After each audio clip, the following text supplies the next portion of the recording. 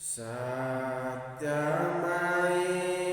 दया को धारण सतः विचारन धर्म निवारण बोध जहि बंधन तोरी जीवन छोरी करे निज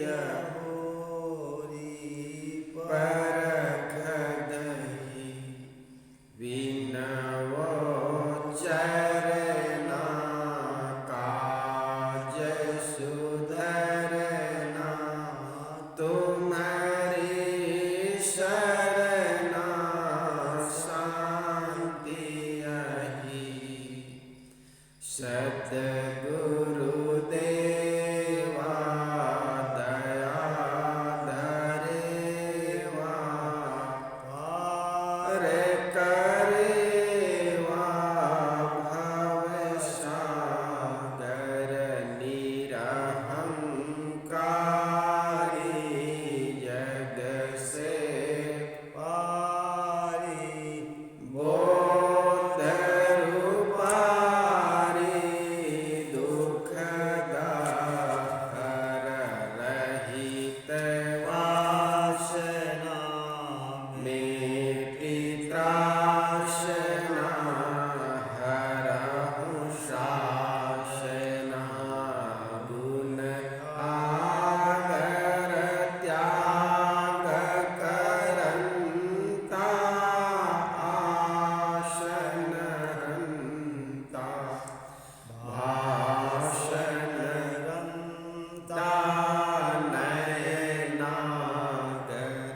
बंदो गुरुवर देव सहज स्वाभाविक ज्ञान निधि करन हार भव छेव जहाँ न संशय है परमादीनक करि ज्ञान जहिते शब जालन लखे खानि बानि अरुझान करहु शमन आशा विदुरो बंदा समुख रखी शीश भेंट धरु हाथ बचन उचारो बंदगी सत्य प्रेम के साथ साहिब बंदगी साहेब बंदगी साहेब बंदगी।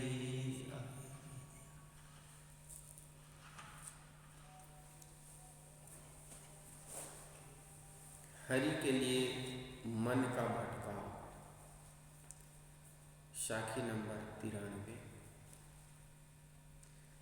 तीन लोक टेढ़े भया उड़ा जो मन के साथ हरिजन हरि जाने बिना फरे काल के हाथ। तीन लोक शतगुण रजोगुण और तमोगुण तीन लोक टिड्डी भया। जैसे टिड्डी कीड़े हवा के साथ उड़कर यत्र तत्र नष्ट हो जाते हैं, वैसे ही त्रिगुणी मनुष्य मन की कल्पनाओं के साथ उड़कर जहाँ तहाँ पतित हो जाते हैं। हरिजन हरि जाने बिना हरिभक्त हरि का रहस्य न समझकर मन की कल्पनाओं के फंदे में फंस गए। जैसे टिड्डी पंख वाले लाल रंग के कीड़े होते हैं। ये प्रायः पर्वतों में होते हैं। ये कभी कभार वहाँ से उड़ करके हवा के रुख के अनुसार किसी दिशा में बह चलते हैं। ये एक साथ लाखों करोड़ों की तादाद में चलते हैं, जिससे दूर से आकाश लाल लाल दिखने लगता है। ये जहाँ पेड़ पौधे एवं फसलों पर गिरते हैं उसे चरकर साफ कर देते हैं। इसलिए ये जिधर चलते हैं उधर की जनता सावधान हो जाती है और बाजा बजाकर पटाखा फोड़कर फसल आदि से इनके आ गिरने पर डंडे झाड़ू झाखड़ से इन्हें मारकर समाप्त करती है। सदगुरु कहते हैं कि जैसे टिड्डी कीड़े हवा के झोंके में उड़कर नष्ट हो जाते हैं, वैसे संसार के लोग अपने मन की कल्पनाओं के झोंक में उड़कर यत्र तत्र नष्ट होते हैं। इस साखी में टिड्डी का उदाहरण देकर यह बताया गया है कि मनुष्य अपने मन की कल्पनाओं में बहता है। मनुष्य अनेक इच्छाएं करके अभावग्रस्त रहता है, क्योंकि आदमी के मन में जितनी इच्छाएं उठ खड़ी होती है उन सब की पूर्ति होना असंभव है। ऐसी दशा में निरंतर अभाव एवं असंतोष का अनुभव करने के अलावा कोई दूसरा चारा नहीं है। इन्हीं अभावों की पूर्ति के लिए आदमी अपनी आत्मा के अलावा किसी दैवी शक्ति की कल्पना करता है। अपनी आत्मा एवं अपने स्वरूप की पहचान न करना, जगत की परिवर्तनशीलता को न समझना, अपने लिए कर्मफल भोग की अनिवार्यता न जानना, इन सब कारण से मनुष्य का मन इतना कमजोर होता है कि वह पदे पदे देवी देवता तथा ईश्वर परमात्मा मानता रहता है।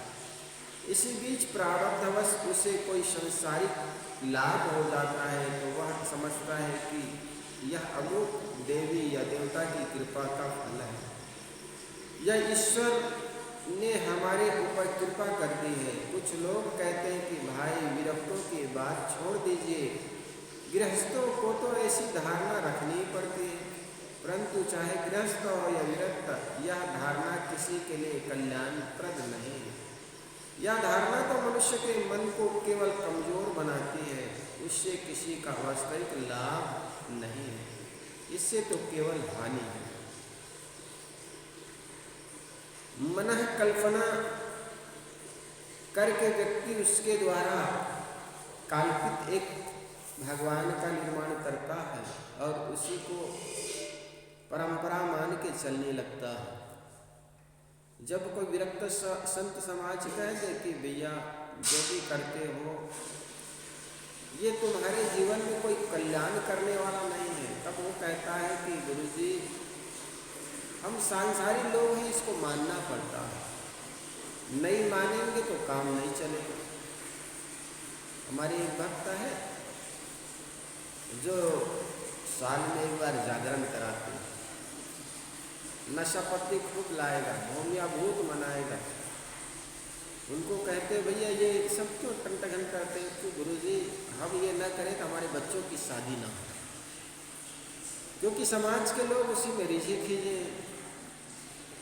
जब कोई घर के गार्जियन मर जाते हैं, पिता मर गए, बूढ़े दादा मर गया, तब उसको 20-30 हज़ार का अमल डोडा आदि खिलाएंगे। अब ये नहीं करेंगे तो लोग क्या कहेंगे? गुरुजी कहेंगे इनके पिताजी दादाजी मरे तो ये भी नहीं कराया, या बार बार मरेगा क्या?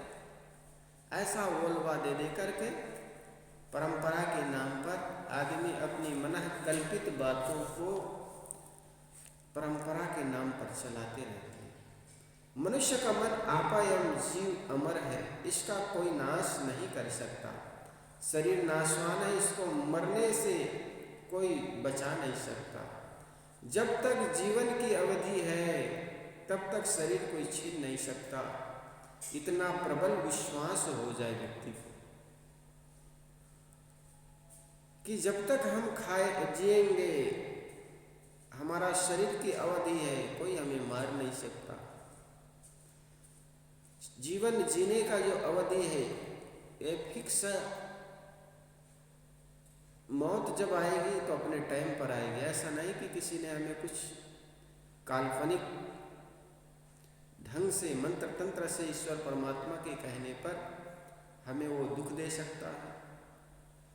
ये केवल मन की भ्रम होता है। समाप्त होने पर, जीवन की अवधि समाप्त होने पर स्वतः आदमी मरता है। जीव ने पहले या आज जो कुछ कर्म किए हैं उनके फल भोग उन्हें भोगने हैं। उनसे भी इसे कोई बचा नहीं सकता। ब्रह्मा, विष्णु, शिव, राम, कृष्ण सबने अपने कर्म फल भोग भोगे हैं। फिर कायर लोग देवी देवता पुकारने से केवल अपने समय और शक्ति को बर्बाद करने के अलावा क्या है। जड़ और चेतन की सत्ता का वास्तविक बोध न होने से कमजोर मन वालों ने अपनी आत्मा से अलग हरि ईश्वर की कल्पना की और उनकी महिमा से धीरे धीरे अपार वाणियां बन गई। इन वाणियों को सुनकर मनुष्यों का मन आकाश में उड़ने लगा। धर्म ग्रंथों में हरि के ऐसे आकर्षक रूप निरूपण किए गए हैं कि भक्त द्वारा इस तक पहुंचने का परमानंद प्राप्त होने के सपने देखने लगे। स्वर्ग की कल्पना, स्वर्ग के दिव्य भोगों की कल्पना, वहां बैठे व्यक्ति ईश्वर से मिलकर अनंत काल तक के लिए अनंत आनंद प्राप्त करने की कल्पना, इन सारी कल्पनाओं ने हरिजनों को टिड्डे दल की तरह उड़ाया और ये अपने मन की कल्पना में उड़ने लगे। परंतु हरिजन हरि जाने बिना परे काल के पास हरि लोग यह नहीं समझ सके कि वह मन की कल्पना दिवा स्वप्न है। मनुष्य की आत्मा से अलग ऐसा कोई हरि नहीं जिसका कहीं धाम या लोक हो और वह मिलता। यह सब तो केवल मन की कल्पना है। जब तक जीव इस कल्पनाओं के हाथों में पड़ता रहेगा तब तक वह भटकता रहेगा। ये कल्पनाएं ही काल है, पीड़ा देने वाली है। जब जीव सारी कल्पनाएं छोड़ देता है तब वह स्वयं में पूर्ण संतुष्ट हो जाता है। चाहे साधु हो, गृहस्थ हो, वह जिसकी कल्पनाएं एवं संसार की इच्छाएं छोड़ता जाएगा उतना संतुष्ट होता जाएगा। मनुष्य की अपनी आत्मा ही हरि है, परमात्मा है, ब्रह्म है। अपने चेतन स्वरूप का विस्मरण कर अपनी आत्मा की स्थिति छोड़कर तो हम केवल मन की कल्पनाओं में ही उड़ने लगते हैं। अतएव अपने स्वरूप से अलग हरि खोजने वाले के लिए सद्गुरु कबीर का यह एक करारा व्यंग है। हरि जाने बिना पड़े काल के पास। यहाँ पर आजकल हरिजन जो झाड़ू लगाने वाले होते हैं उन लोगों को कहते हैं। धन्यवाद। लेकिन महात्मा गांधी ने देखा कि हरिजन को पहले अछूत कहते थे तो उन्होंने सुंदर नाम दिया हरिजन। हरिजन का मतलब होता हरि के जन, लेकिन इस हरिजन शब्द भी विकृत हो गए। एक परंपरा चल गई कि झाड़ू लगाने वाला हरिजन, क्योंकि गांधी जी ने उनको नाम दे दिया। लेकिन लोगों के मन में जो विकार था वो विकार निकला थोड़े। तो कहने का मतलब साहब यहाँ हरिजन कह करके भक्तों को व्यक्त करते हैं। जिस प्रकार हरिभक्त हरि को जाने बिना काल के फांस में पड़े जाते हैं, क्योंकि जब जिस व्यक्ति को अपने स्वरूप का ज्ञान नहीं वो मन कल्पित वासनाओं में भटकता रहेगा। आगे साखी 94 नंबर की। मन की लहरें विवेक से शांत होती है। नाना रंग तरंग है मन मकरंद असोज, कहें कबीर पुकार के तय अकिल कला ले बोझ। नाना रंग तरंग है, कल्पनाओं एवं भावनाओं की नाना लहरें हैं, लहरें इच्छाएं। मन भंवरा उसमें पड़कर अंधा बना रहता है। कबीर साहब मनुष्यों की भीड़ में उसको उच्च स्वर से सुनाकर कह रहे हैं, मनुष्यों तुम इनसे पार होने के लिए विवेकी गुरु के पास विवेक ज्ञान एवं पारख रूपी साधन जानने का प्रयास करो। नाना रंग तरंग है, मन की अनेक भावनाओं की लहरें हैं। जीभ से स्वाद चखने की लहरें हैं, आंखों से अनुकूल रूप देखने की लहरें हैं, नाक से गंध लेने की लहरें हैं और कानों से अनुकूल शब्द सुनने की लहरें हैं। त्वचा से कोमल तथा अनुकूल स्पर्श करने की लहरें, मन से संकल्प विकल्प की लहरें, पत्नी संतान धन ऐश्वर्य सम्मान प्रतिष्ठा प्राप्त करके उनमें विलसने की लहरें। मनुष्य के मन में हर क्षण अनगिनत लहरें उठती रहती हैं। इस सब के मूल में मन और इंद्रियों के संपर्क में आने वाले विषयों के संयोग में उत्पन्न सुख भ्रम है। विषय सुख भ्रम की भावनाओं की लहरें पर लहरें आती है और मनुष्य का मन भंवरा सदैव उन्हीं में अंधा बना रहता है। मन मकरंद असूझ। मन मकरंद के अर्थ पुष्परस मधु तथा पुष्प केसर होते हैं और मकरंद का अर्थ भंवर एवं भंवरा कीड़ा भी होता है। इसलिए मन विषय रस में अंधा बना रहता है या मन भंवरा विषय रस में अंधा बना रहता है। दोनों तरह के अर्थ में कोई अंतर नहीं है। सार अर्थ यही है कि मन विषयों की भावनाओं में डूबा मूढ़ हो जाता है। केवल स्थूल विषयों में मन मूढ़ बना रहता है ऐसी बात नहीं, किंतु लोक लोकांतर देवी देवता कमलों के समान हाथ पैर मुख आँख छाती गाल वाले ईश्वर को भी देखने एवं पाने के लिए मनुष्य का मन मतवाला बना रहता है। इस प्रकार मनुष्य का मन सांसारिक विषयों एवं धार्मिक कल्पना भावनाओं की लहरों में ही मतवाला बना रहता है। कहें कबीर पुकार के तय अकिल कला ले बोझ। कबीर साहब जोर देकर कहते हैं कि तुम अक्ल का गुण प्राप्त करो। निष्पक्ष गुरुजनों के बीच में जाकर यह समझो कि अकिल कला क्या है। अकिल कला से ही इस तरंगों में बहने से बच पाओगे। अकिल कला सद्बुद्धि विवेक ज्ञान परख ये सब करीब करीब एकार्थ बोध है, पर्यायवाची शब्द है। मनुष्य विवेक ज्ञान द्वारा ही मन की तरंगों में अपने अपने को बचा पाएगा। मनुष्य के निज स्वरूप चेतन से अलग जो कुछ है या तो दृश्य जड़ तत्वों का पसारा है या मन कल्पनाओं का पसारा है, और ये दोनों मन द्वारा ही जीव के समान सामने होते हैं। अतएव जीव का जगत से संबंध जोड़ने वाला केवल मन ही है।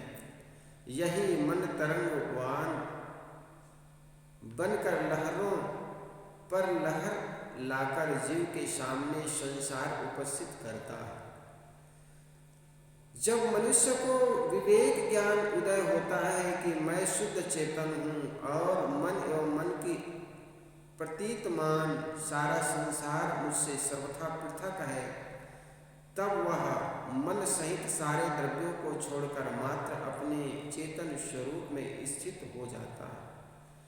मन की तरंग शांत हो जाने पर उनके लिए संसार शांत हो जाता है। मन से ही विषयों की कल्पना होती है तथा मन से ही देवी देवताओं की कल्पना होती है।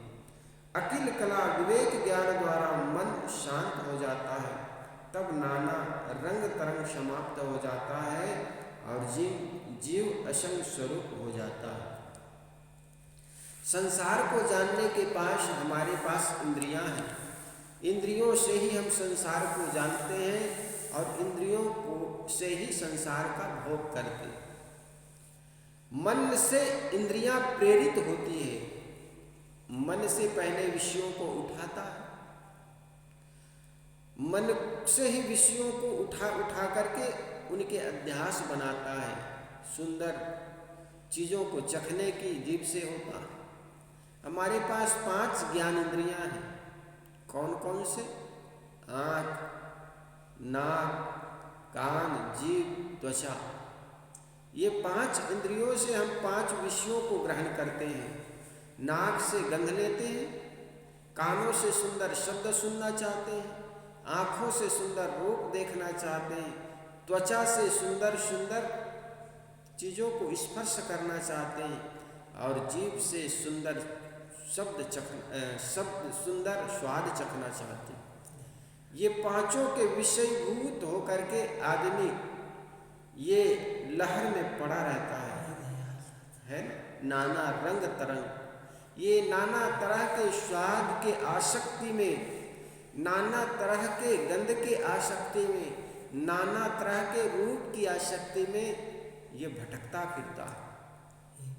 उसी को रात और दिन अभ्यास करता रहता है, याद करता रहता है कि फलाना जगह वो चीज़ बनी थी, वहाँ पर खाने पीने की बहुत अच्छी चीज़ बनी हुई थी, वहाँ गए थे तो इतना सुंदर रूप बना हुआ था, उनके चेहरे कितने सुंदर था। छोटे बच्चों के लिए कहते हैं ना, गोल एकदम गोल चेहरा, बड़ी बड़ी आँखें। जब बच्चे बिछुड़ जाते हैं तो उसी को याद कर करके माताएं रोती रहती है। यह आसक्ति कैसे बन पाई? मन से हमारे इंद्रियां प्रेरित हुई और इंद्रियों के माध्यम से हमने उनको देख सुन करके आसक्ति बना ली और समय समय से उनको याद कर करके हमारी आसक्ति दृढ़ हो जाती है। और जब तक ये आसक्ति दृढ़ हो जाती है, छूटेगी नहीं, तब तक हम उससे बच नहीं सकते। और बचने का एक ही उपाय है अकिल कला, अकल की कला, सुंदर जीवन जीने की कला। यह है विवेक ज्ञान। जिस व्यक्ति को विवेक ज्ञान नहीं होगा वो इसी सब की आसक्ति में पड़ा रहेगा। सुंदर खाने की चीज़ें, सुंदर देखने की आसक्ति और सुंदर सुंदर शब्द सुनने की जो आसक्ति है, ये व्यक्ति को बांधता है और ये बंधन से वही मुक्त हो पाएगा जो अकिल कला ने बूझ, जिसके अंदर विवेक। हम खाते हैं तो केवल स्वाद के लिए ना खाएं। स्वाद के लिए खाने वाला व्यक्ति, ऋषियों ने कहा है कि वो पाप खाता। देह गुजार के लिए खाना चाहिए। यही कारण है कि महात्मा गांधी जब भोजन करते थे तो अपने साथ नीम की चटनी भी खाते थे। एक बार एक विदेशी उनके साथ भोजन कर रहे थे। गांधी जी को भोजन के साथ साथ वो नीम की हरी हरी चटनी दी गई। विदेशी जी को नहीं दिया गया। विदेश से आया हुआ, फॉरेन से आया हुआ उस विदेशी को नहीं दी गई चटनी। तो उनके मन में लोभ जग गया। कहे देखो, गांधी बापू को तो हरी हरी सुंदर चटनी दी गई और मुझे दिए नहीं। तो उन्होंने कहा बापू से या उनके रसोई से कि मुझे भी ये चटनी दी जाए। तो कहा जाता है बापू ने उस चटनी को दिलाए तो जैसे अपनी उंगली से उसको जिभ में रखा तो ओ करके थूक दिया। तो इसलिए करते थे ताकि हमारे खाने की चीज़ों के प्रति आसक्ति ना हो जाए। व्यक्ति बहुत बलिष्ठ हो जाए तो करेगा क्या? अपनी ही इंद्रियां अपने परेशानी का कारण हो जाता है। कहा जाता है दारा सिंह जब बूढ़े हो गए तो उनका ही हाथ ऐसे हिला उठाकर रख नहीं पाते थे, मक्खी भी हाँक नहीं सकते थे। अपना ही शरीर, इस शरीर से केवल सेवा करें और शरीर को ठीक रखेंगे तब हो पाएगा। और वो भी सुपाच्य चीजें खाए। जीव के लोभ में जो चीज मिल गई उसको हबक के खा जाना, ये शरीर के लिए घाटा होता है। शरीर स्वस्थ हो, भोजन संतुलित हो। हमारे गुरुजी कहा करते थे, जब मिल गई तो घी में रोटी लगा करके खा लो, नहीं है तो सूखी रोटी खा लो, जब पैसे आ जाएंगे फिर खरीद करके खा लो। मतलब जो चीज आपके पास है उसमें ही अपने को एडजस्ट करें। बहुत मन के प्रवृत्ति को, मन की वासनाओं को बढ़ाए मत कि वो खाएंगे तो ऐसा होगा। हमने अधिकतर खाने वाले व्यक्तियों को देखा, बड़े दुबले पतले शरीर से, कमजोर, और समय समय से बीमार भी पड़ा रहता। हमने अनुभव किया जो व्यक्ति सहज मिला उसको खाए पेट भर के तो वो बड़ा स्वस्थ रहा, और स्वस्थ ही नहीं रहा, उन्होंने श्रम किया, मेहनत किया, मोटे काम किया, और मोटे महीन कामों से भी घबराया नहीं। आश्रम में, चूंकि इलाहाबाद आश्रम में करीब 40-45 साधक होते हैं, खाने पीने का सबको जो सामान होता है, लेकिन कुछ जीव के चटोरी होते हैं, अपने से अलग ढंग के भोजन की जो व्यवस्था करते हैं, उनका शरीर देखा, और सहज जो आश्रम में उपलब्ध होता है उस व्यक्ति का शरीर देखा, बड़े मोटे महीन काम करते हैं फिर भी बड़े स्वस्थ। तो कहने का मतलब, जीव के लोलुप में पड़ करके आदमी अति खा लेगा या अधिक खाने से स्वस्थ रहने की भ्रांति बना लेगा, वह व्यक्ति स्वस्थ नहीं रह सकता है। इसलिए सहज जो मिल जाए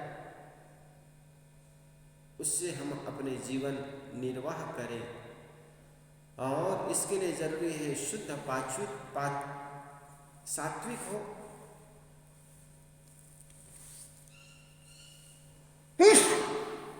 और पाचुक हो, ऐसी चीजों को ही ग्रहण करें। ये मन की नाना तरंग से व्यक्ति तब बच पाएगा जब अकिल कला हो, विवेक हो, शुद्ध बुद्धि हो, तब बच पाएगा। आगे शायद मन की चंचलता को कैसे जीते इस पर प्रकाश डालते हैं। बाजीगर का बांदरा ऐसा जीव मन के साथ, नाना नाच नचाई के ले राखे अपने हाथ। बाजीगर का बांदरा ऐसे जीव मन के साथ, जैसा बाजीगर बंदर को नचाता है और उसके नाना खेल कराकर उसे अपने हाथों में रखता है, वैसा ही मन जीव को नाना नाचों में नचाता है और सदैव अपने वश में रखता है। एक घर का मालिक तो हो और मालिक ही गुलाम बन जाए नौकरों के, जरा सोचो क्या हाल होगा। मैंने सुना है कि एक मालिक था, तीर्थ यात्रा पर गया, तीर्थ यात्रा पर गया, वर्षों हो गए, तो नौकर ही अपने को मालिक मानने लगे। दरवाजे पर जो भी नौकर बैठता अपने को सब मालिक मानते, कभी कोई बैठता कभी कोई बैठता। पड़ोस का एक व्यक्ति था, वो हैरान हो गया, उन्होंने आकर के पूछा, भाई साहब बात क्या है, यहाँ पर जो भी बैठता है वो आदमी अपने को मालिक मानता है, क्या कारण है। तब उन्होंने बताया कि साहब यह घर के जो गार्जियन है ना, घर के मालिक, वो तीर्थ यात्रा में गए और वर्षों बीत गए, वे आए नहीं, तो या आए नहीं तो हम ही लोग मालिक बन जाते। ऐसा होता है, अधिकतर नौकर मालिक को भूलना चाहते हैं। ठीक ऐसा ही ये घर का मालिक है, ये जीव है, जीव की सत्ता से शरीर संचालित होता है और सारी इंद्रियां जीव का नौकर है, और इंद्रियां अपने वश में मालिक को ही कर लिया, मालिक को वश में कर लिया, अर्थात जीव वहां जाता है जहां इंद्रियां चली जाती है। देखे, भोगने, सूंघने, सुनने की आकांक्षा जीव को गुलाम बना देता है, और इसी गुलामी के चलते जीव परतंत्र हो जाता है। जीव स्वतंत्र चेतन है और मन एक आभास मात्र है। परंतु कैसा आश्चर्य कि सत्य चेतन असत्य मन के हाथ बिक गया है। बाजीगर बंदर को डोरी से बांधकर रखता है और उसे अपनी इच्छा के अनुसार नचाता है। खेद है, वैसा ही मन जीव को आसक्ति की डोरी में बांधकर उसे अपने वश में रखता है और अपनी इच्छा अनुसार नचाता है। आप देखते नहीं, अच्छे अच्छे सभ्य और पढ़े लिखे लोग बीड़ी, सिगरेट, चरस, तम्बाकू आदि खाने पीने का आदत बना लेता है और उनकी आसक्ति में बंधकर सदैव अपने मन को गुलाम रखते हैं। वे समझते भी है कि ये सब गलत है, स्वास्थ्य और शांति के शत्रु है, परंतु अपने मन को नहीं रोक पाते। इसी कारण शराब, मांस, कामभोग तथा नाना प्रकार के विषयों में आदत बनाकर अपनी आसक्ति में बंधा जीव मन के हाथ बिकता रहता है और जीवन भर नाचता रहता है। जैसे एक सम्राट नशा कर लेने से अपने आप को भिखारी मानकर दुखी हो, वैसे जीव स्वरूपतः सम्राट होकर भी अपने स्वरूप के अज्ञान से मन के वश दुखी है। ये विषय की इच्छा ही तो जीव को संसार में नाना नाच नचाती है। यदि जीव विषयों की इच्छा छोड़ दे तो उसे कौन विवश कर सकता है। जीव का शुद्ध स्वरूप विषयों में से रहित है, इसे अपने आप को पहचानना चाहिए। जो तंबाकू नहीं खाता, बीड़ी सिगरेट नहीं पीता, वह उनके लिए कभी कहाँ नाचता है। जिस व्यक्ति को इनकी आदत ही नहीं है, वो आदमी कहाँ नाचता है, उसके बारे में जरा भी ख्याल भी नहीं होता है। लेकिन जो आदमी ने आदत बना ली है, वो कहीं भी चले जाए, उनको वहाँ चुलक लगेगी, वहाँ पीने की इच्छा जग जाएगी। एक आदमी था, घर से निकला, वहाँ से जिनके घर गया वो करीब 15-20 किलोमीटर दूर थे। वहाँ गया तो शाम हो गई, रात्रि भोजन की और सो गए। रात में 2 बजे उनको बीड़ी की तलब लग गई, बीड़ी की इच्छा जगी। तो उन्होंने सोचा कि पहले ज़माने में पैदल चलते थे, तो पैदल चलते आ रहे थे, तो बीच में ही वो बीड़ी पी करके अपने वो बीड़ी के टुकड़े को बुझा करके वहीं छोड़ दिए थे। अब रात में 2 बजे किनकी दुकान में जाए तो उनको ख्याल आया, अरे मैंने जब घर से चला था तो फलाने जगह पर बीड़ी पी करके वो टुकड़े को बुझा करके वहाँ पर रखा था। अब वो 2 बजे रात्रि में चला वहाँ से बीड़ी के टुकड़ा उठाने के लिए, चूँकि रात में दुकान तो खुलेगी नहीं और बीड़ी की तलब इतनी लग गई है कि उसको पीने बिना रहा नहीं जा सकता। अब वहाँ से करीब 5 किलोमीटर जा करके बीड़ी के टुकड़े उठाए, फिर पिए, फिर आकर के फिर सोए, उनको चैन मिले। तो गंदी गंदी चीज़ों की आदमी आदत बना लेता है, उसके बिना आदमी कितना अपमान झेलता है। एक आदमी तो हरिद्वार ऋषिकेश गया, उसको डोडा पीने की आदत थी। वह जंगल में डोडा खोजने लड़का निकला, वहाँ पर ऐसे भी साधु संत है जो नशा करता है, उनको डोडा मिल गया। यहाँ पर आया तो मेरे को बताया, गुरुजी ऐसे आदमी को तो मर जाना चाहिए, दूसरे को दुख देता है।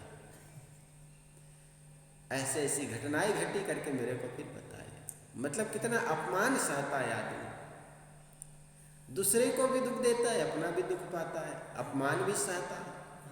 फिर भी एक बार जो आदत बन जाती है वो आदत छूटती नहीं है। इसलिए कहते हैं ना कि नींद न जाने टूटी खाट,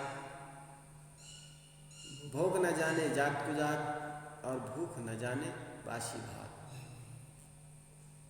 जिसकी आसक्ति हो जाती है, वो आसक्ति ये नहीं देखता कि इससे मुझे अपमान मिलेगा कि सम्मान मिलेगा, इससे आदमी गुलामी करता चला जाता है।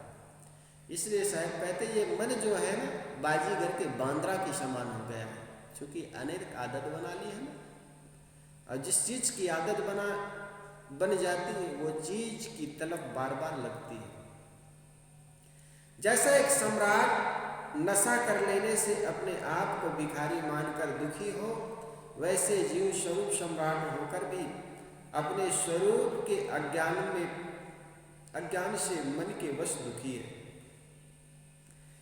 जो आदमी गलत खान पान करता है वो भी जानता है ये गलत है, अपने बच्चे को भी समझाता है, बेटा ये शराब मत पीना, जुआ मत खेलना, चोरी मत करना, क्योंकि वो कई बार चोरी करने से अपमानित हुआ है, कई बार नशा करने से उनको बीमारी लगी है, कई बार लोभवश गलत चीज खाने से पेट खराब हुआ है, और जब भी पेट खराब हुआ है मन में पश्चाताप हुआ, अब नहीं खाऊंगा, लेकिन खाने बैठता है तो एक रोटी ऊपर खा जाता है। हमारे गुरुजी कहते हैं भूख से एक रोटी कम खाओ, स्वस्थ रहोगे, लेकिन अगर भूख से एक रोटी ज्यादा खा लिए तो रात में परेशानी होगी, रात में तकलीफ होगा, फिर पश्चाताप होगा, फिर वही आदत के वशीभूत हो जाओगे, धीरे धीरे आदत बन जाती है। एक आदमी कहते गुरुजी क्या बताएं, जब खाने बैठ गए तो मन मारता नहीं, फिर खाकर उठेगा डकार लेगा, 24 फिर डकार आता रहेगा, अभी खाया नहीं तो भी डकार आ रहा है, ऐसा होता रहता है। खाने कितना लोलुप बन जाता है आदमी। एक राजा थे सम्राट, उनको खाने की इतनी आदत थी कि खाने के पहले वो उनके पास 2 डॉक्टर थे,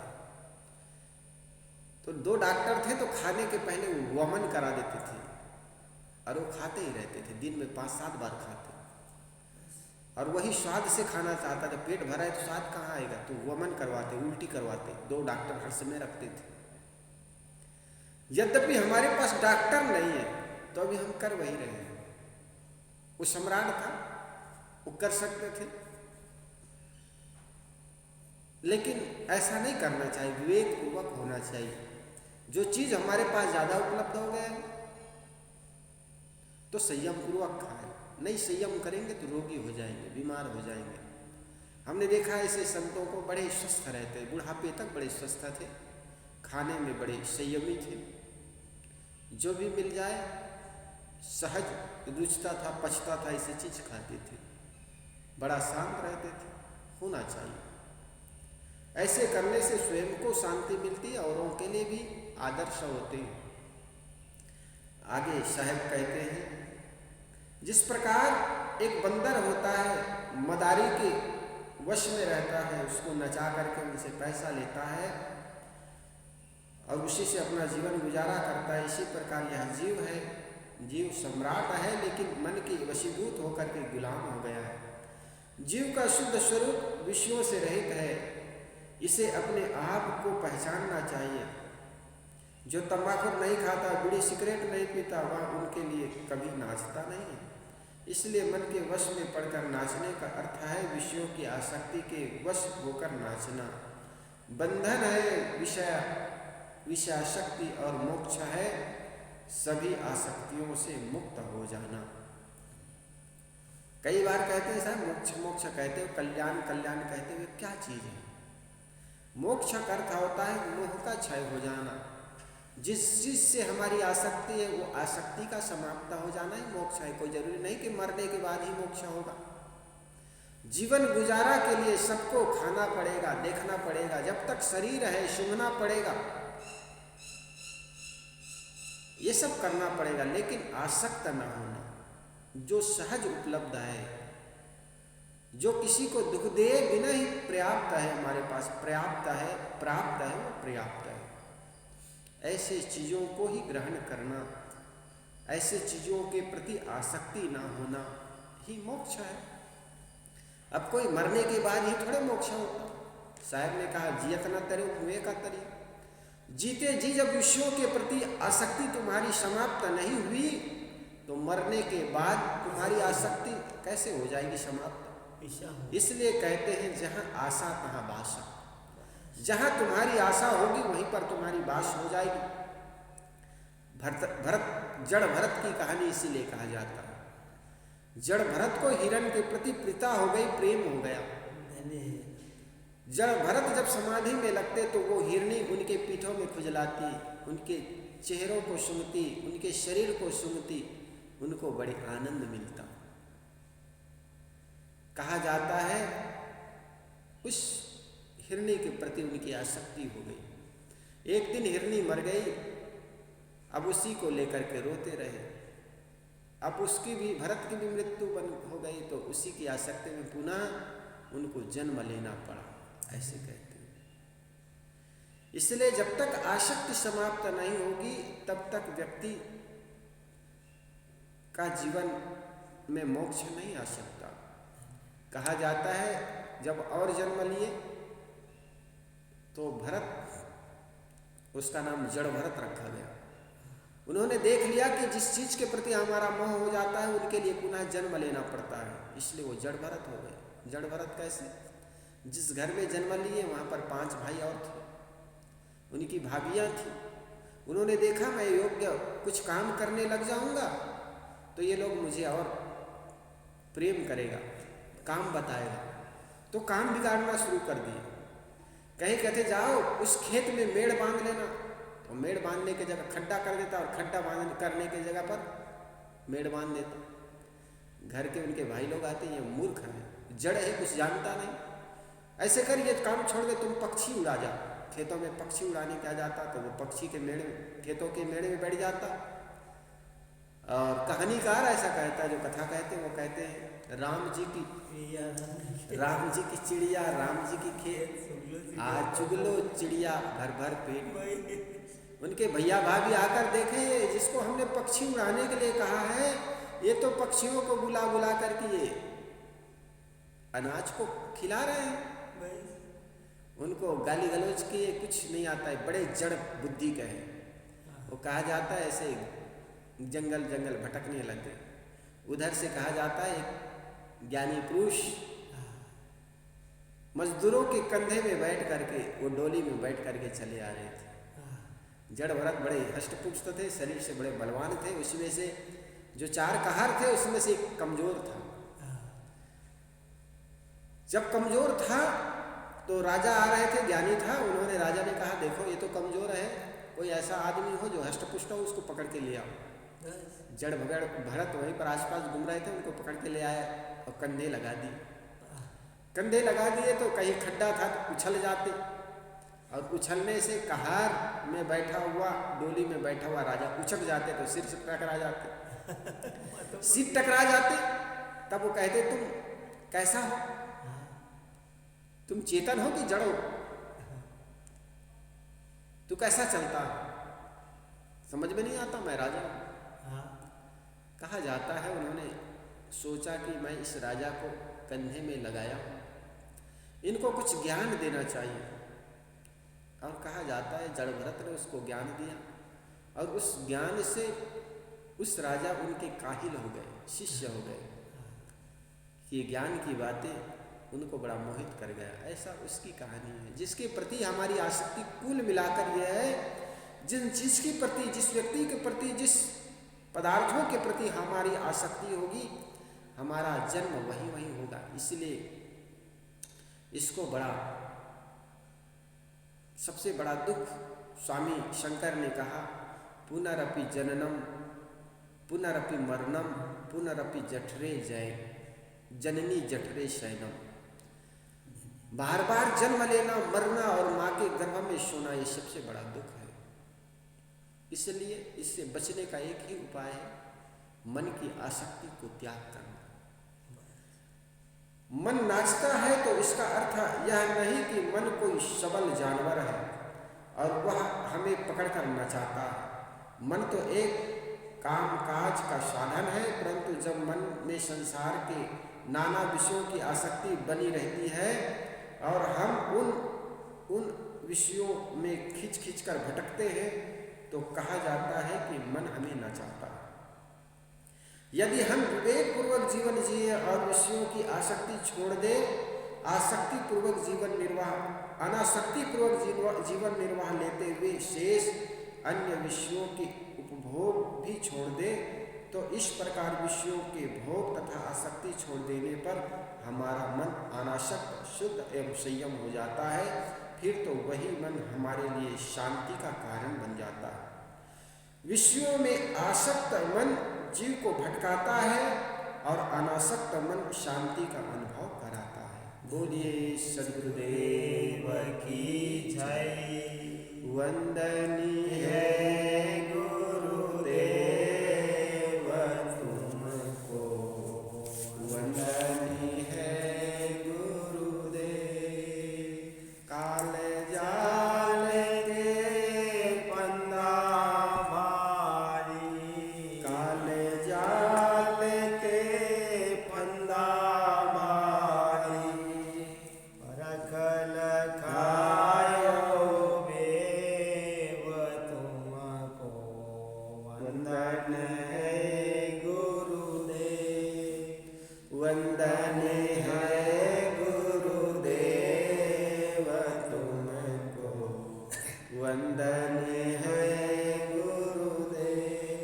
वेद शास्त्र सब खोजत हारे, वेद शास्त्र सब खोजत हारे, मर्म न जानत केव तुमको, वंदन है गुरुदेव, वंदन है गुरुदेव तुमको, वंदन है गुरुदेव। गुरु समान और को दाता, गुरु समान और को दाता, ताकि करिए सेवा तुमको, वंदन है गुरुदेव, वंदन है गुरुदेव तुमको, वंदन है गुरुदेव। साहिब कबीर भय पद दाता, साहिब कबीर भय पद दाता, पूरन परख समेव तुमको, वंदन है गुरुदेव, वंदन है गुरुदेव तुमको, वंदन है गुरुदेव। आरती हो गुरु आरती हो, आरती गरीब निवाज साहिब आरती हो, आरती दीन दयाल साहिब आरती हो। ज्ञान आधार विवेक की बाती, ज्ञान आधार विवेक की बाती, सुरति जोते जहाँ जाके साहिब आरती हो, आरती गरीब निवाज साहिब आरती हो। आरती करो सद्गुरु साहिब की, जहाँ सब संत समाज साहिब आरती हो, आरती गरीब निवाज साहिब आरती हो।